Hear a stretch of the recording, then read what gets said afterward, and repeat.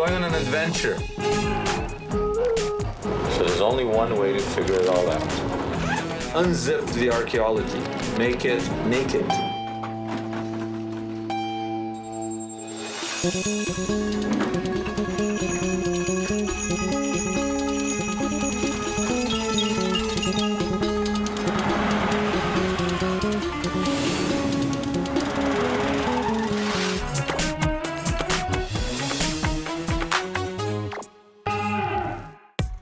What is the most famous book of all time? You guessed it, the Holy Bible. Most of us have a copy of it in our home, whether we're believers or not. So have you ever thought about who wrote it? Who wrote the Bible? God. God wrote the Bible? Lots of people. Lots of people? Yeah. Some scholars in the ancient time. This is a tough one. God gave the Torah to Moshe on Mount Sinai. Do you ever think about who wrote the Bible? I never thought about it. The Bible. When people say the Bible, they actually mean different things. The Quran, the New Testament, the Old Testament. But one thing that Jews, Christians, and Muslims agree on is that, from a religious point of view, there was a revelation on Mount Sinai to Moses. God dictated, God lectured, Moses wrote it down. Genesis, Exodus, Leviticus, Numbers, Deuteronomy. But in the 19th century, scholars come and say, let's get serious. That's not what happened. Moses didn't write it, and God didn't dictate it, and in fact, there is no single author of the Bible. There are different authors. The books of Moses are the foundation of Western civilization. For thousands of years, Jews and Christians believed that after Moses led the Israelites out of Egypt, he climbed Mount Sinai, where God spoke to him, and Moses wrote down every word. But today, many religious people are siding with the scholars who say there were many authors and not one was actually Moses. So who wrote them? Was it one author or many? Maybe archaeology can help us answer that question. Before I start digging around, I need to understand what this many-author theory is all about. In Jerusalem, I spoke with Franciscan monk, Father Hoppe. From your perspective, who wrote the Bible? Well, the Bible is an anonymous work for the most part. It doesn't say this was written by Moses. Do you believe it's divine or human? These books are religiously authoritative. That is, they guide a person's beliefs and practices. But what exactly inspiration means, does it mean dictation? Well, very few people would say that it means dictation. So you don't believe God dictated the first 5 books to Moses? No. You don't? Has there ever been a time when Father Hoppe could have been burnt at the stake for what he thinks? Actually, probably not. Christians have been debating this Moses authorship for 500 years. And then, in 1943, the Catholic Church decided to weigh in on the argument. It sent out a memo. Moses probably didn't write the Bible. The Church had now bought into an academic theory begun in the 19th century, that the Bible is composed of texts by many ancient authors. Must be one convincing argument. Let's hear what the scholars have to say. I spoke with Baruch Halpern, biblical scholar, to see if he can convince me that the Bible is a product of many authors.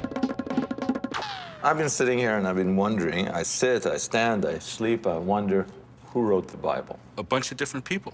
I read the 5 books of Moses, the Torah, and I never get the feeling that Joe wrote book number 1 and Sam wrote book number 2. I don't get that impression. That's because you're coming at it from the perspective of the tradition rather than from a fresh, unbiased view. I'm fresh, I just read it. I know you're fresh. I'm fresh, I read it, and nowhere do I get the feeling that there's different authors. The basic argument is that you have a series of doublets, that is, pairs of identical or nearly identical stories with slight variation. In Genesis, there seem to be 2 versions of the creation of Adam and Eve. In one, God creates animals first and humans later. In the other, God places man in the Garden of Eden. Man is lonely, so God creates animals first and women later. It wouldn't take much to reconcile the stories, but scholars say the two versions demonstrate that these biblical stories were written by two groups of Jews. One group called God Jehovah, the other group called God Elohim. This was sometime in the 9th century BC. Now Leviticus and Numbers are so full of laws that scholars said they had to have been written by a priest, maybe in the 7th century BC, to teach people that sleeping with the Canaanite girls just wasn't cool. A little later, some dude, definitely not Moses, wrote Deuteronomy that included the story of Moses' death. Then, in the 6th century BC, an editor stitched all the scrolls together to make Judaism look like one unified front. Voila, the documentary hypothesis. The thing is, not all scholars agree on 4 authors. Some say there were just 3, and others say there were more than 5. Where is the logic to this mad science? Part of science is that it's replicable. Meaning, I've never seen 2 documentary hypothesis theories that actually agree with each other. Isn't it by nature of, if this is a scientific step forward, that someone should be able to agree with somebody else? In the humanities, scholars make a business of disagreeing with each other. Now, This isn't science. No, it's history. History is fiction. It really is. I mean, it's With a an form of attempt. fiction. With an attempt to get to some historical kernel. Exactly. In my opinion, the multi-author theory is not convincing. When I read the books of Moses, I hear one voice. Even though the scholars oppose me, I'm no chicken. I'm on a mission to prove there's one author, not more. A lot of people think the books of Moses are the product of several authors. I believe those books are written by one author at one point in history, and I'm going to prove it. Now, whether that author is God is a matter of faith, which leads me to Anshe Minsk Synagogue in downtown Toronto, where I spoke with Rabbi Spiro. It was Thursday morning after the traditional reading from the Jewish Bible known as the Torah, a reading which requires at least 10 men to be present. I'm interviewing Rabbi Spiro in Chinatown. This used to be the Jewish area, now it's the Chinese area. But the synagogue goes on, and the rabbi, when he's not here, is out in the street pulling people out of cafes to create a Jewish quorum of 10 men. And when he does that, the Torah is read, and that's exactly what I'm here to talk to the rabbi about, the Torah. That's a subject that's near and dear to your heart, isn't it? Yeah. So who's the author of the document that you read from today? The Torah that we have here originates in what Moses wrote down. As given by God to Moses. As given by God, yeah. How accurate is this, from your point of view, this transmission process? Like if you're reading and suddenly you find a letter missing. We open the Ark, and we use another Torah scroll to continue the reading. You mean the whole thing grinds to a halt? Yeah, you have to take out another Torah scroll, and you use that meanwhile. And that one is taken to the scribe, who then corrects it. There is a tremendous respect for the word, for the letter in the Torah. The transmission process is credible. How can the rabbi be so confident that what we read today is the divine word given to Moses 3,500 years ago, and not a document that has been tampered with, like some game of broken telephone? I decided to meet with a scribe to ask him what method he uses to ensure precise copying. The modern Torah scribe follows age-old techniques to ensure the Torah is transcribed letter perfect. The Hebrew word for scribe is sofer, which means the counter. This word implies that his work is so precise that he must count the number of letters in each paragraph to make sure there aren't more or less than God gave Moses 3,500 years ago. I asked Rabbi Fleischer to describe for me how a scroll is made. Doesn't that here? Sorry, what is this? This is the hide of an animal, parchment, You're turning it in now into a Torah, into a Bible scroll. by writing the text of the Bible on it. The scribe who writes it sanctifies his work by saying, I'm writing this to create a holy Bible. Do you have any kind of fail-safe that makes you feel that the transmission process is actually accurate. The name alone tells you something. You're called a counter, a sofer. What are you counting? Let's say this has 250 letters in it. When the fellow was done writing it, he would count 1, 2, 3, 4, 5, 6. Every letter he would count? Yeah. This is one level and one aspect of checking for accuracy. I think most people don't realize that if one letter is missing, it invalidates the entire scroll. Well, it's even finer than that.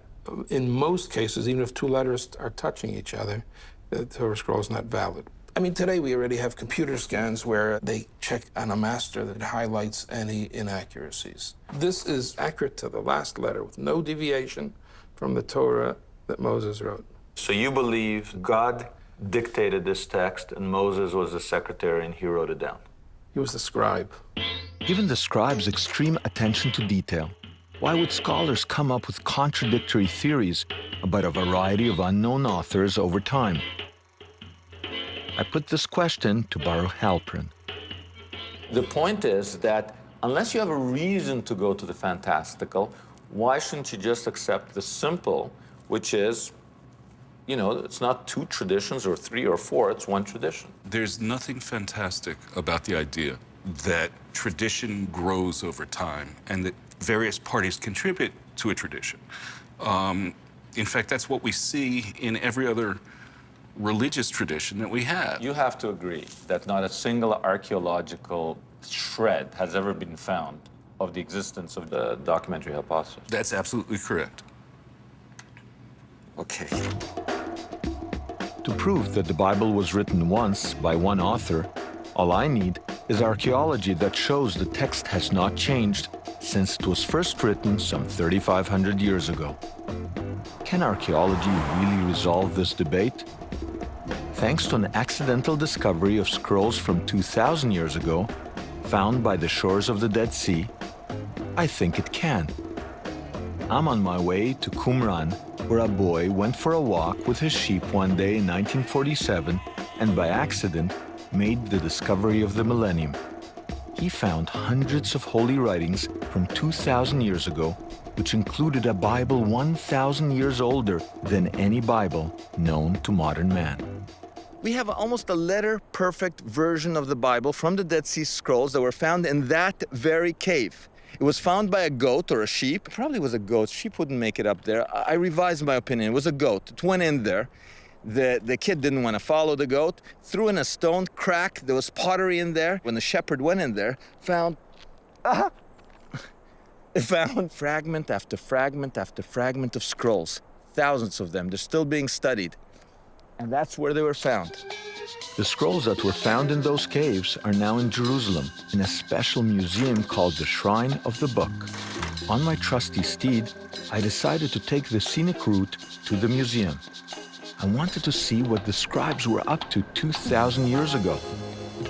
On this day, I happened to be lucky to get special dispensation and bypass the scroll copies on display at the museum. I went straight to the sacred vault where the original scrolls are resting. The safe. The vault where the Dead Sea Scrolls rest.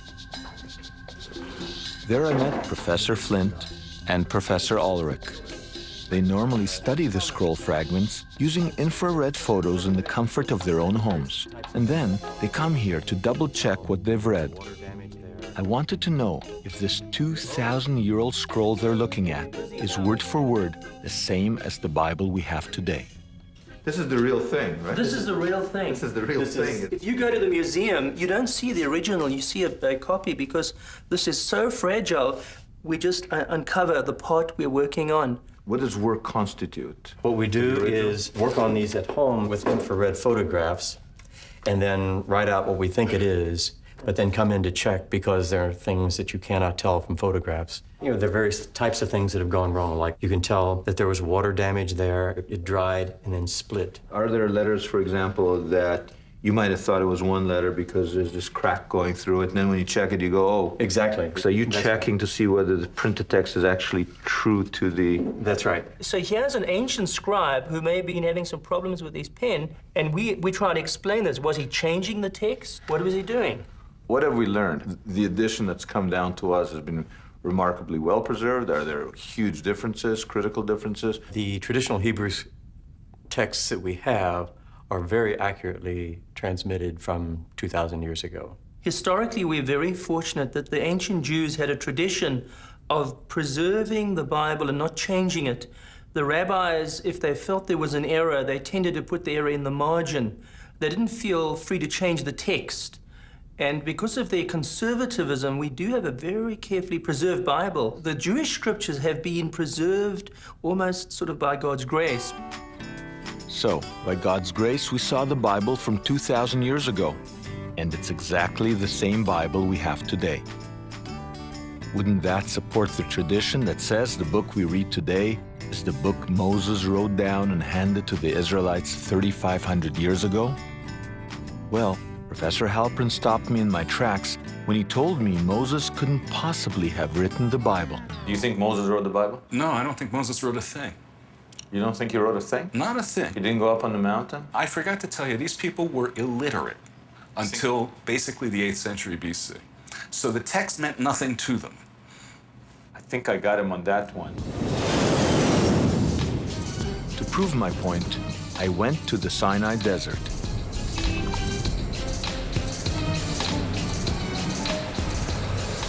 I got a young Bedouin to guide me to the cave, where I read there was an inscription dating back to the time of Moses. It wasn't written by Egyptians, but by Hebrews. Here it is. Here's the oldest or second oldest alphabetic inscription ever, and you can still see the chisel marks. And it represents an incredible moment in human history. It's the oldest alphabetic inscription. Here you see the inscription going this way and going this way. That was the real revolution of taking cartoons or pictures or a pictographic writing system, which is what Egyptian hieroglyphics are, and changing it into a bunch of symbols that stand for sounds rather than pictures or stories. So what these writings mean is that when Moses led the Israelites out of Egypt, there was an alphabet, and he knew how to use it. Now what we need is the archaeology that proves Moses wrote the Bible. But where am I going to dig up a 3,500-year-old Bible? While pursuing my dream to find the original Bible, I inadvertently found evidence that blew the documentary theory out of the water. I met with Professor Gabriel Barkay, the archaeologist who has discovered the oldest biblical inscription ever found. An inscription much older than the Dead Sea Scrolls. He told me the story of how he found it while excavating 30 years ago at this ancient burial site just outside the old city of Jerusalem. Okay, now to the untrained eye, mind you, that's not me. To the untrained eye, these look like a bunch of holes in the ground. What are we looking at here? This is a burial cave, 2,600 years old. We had a bunch of kids who were in the dangerous ages of 12 and 13. They were from an archaeology club for youth. And one of those kids was especially a nagging type. I didn't know what to do with this little Nathan, who always had a very ugly habit of pulling my shirt from behind, and whenever I would turn around, he would ask me silly questions. He was known as Nathan the Unbearable? I don't know his surname. When I saw the entrance there to the repository, I looked into it. I saw that there was a rock surface visible. Well, I thought this is also looted, as are the other caves which we previously excavated in the vicinity.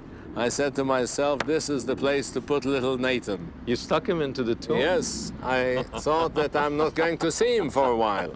So I put him into this place and told him that he has to prepare it for photography. After about 15 minutes, I feel my shirt being pulled from behind. Nathan. When I turn around, I see this creature, Nathan, with almost complete pottery vessels in his hands. This time I grabbed his shirt, and that was against all instructions. He was not supposed to move anything. He made the discovery of my life, not his, mine. That's right. Okay, let's go in there. I was there already. Want to come in here? No. Is it clean in here? No. It's dirty? It is. What was the discovery? In this tomb where Nathan found the pots, Gabby's crew found, amongst the bones of the ancient people buried here, something that appeared to be a cigarette butt.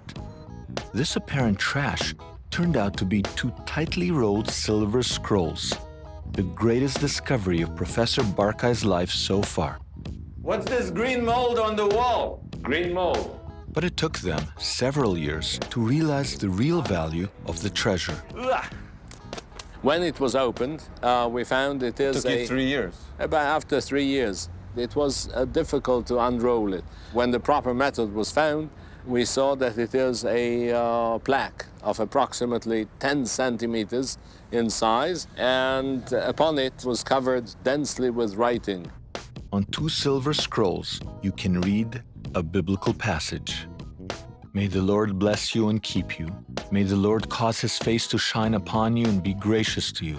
May the Lord lift up his countenance upon you and grant you peace. These scrolls are exactly the same as the Bible today, and they're 600 years older than the Dead Sea Scrolls. The Torah hasn't changed. The tradition is good, but the greatest discovery was yet to come. For 20 years, the scrolls sat in the Israel Museum. Then in the 90s, Professor Barkay initiated tests involving new NASA imaging techniques, which revealed more biblical writings. This time, not from the Book of Numbers, but the Book of Deuteronomy.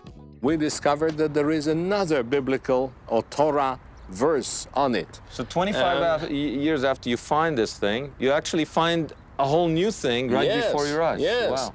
It was written there, Keeps the his great covenant. God who keeps his covenant and his grace to his lovers and the keepers of his commandments. A Beautiful. verse, this is a verse which comes from the 7th chapter of the book of Deuteronomy. And this is source D. P and D together for the first time. Remember the documentary hypothesis said the priestly writing and Deuteronomy were written at different times and weren't together until the editor did his stitching? Here, on one tiny silver scroll, with the help of cutting-edge technology, we found two quotes from separate books of Moses at least 100 years before the editor supposedly did his work.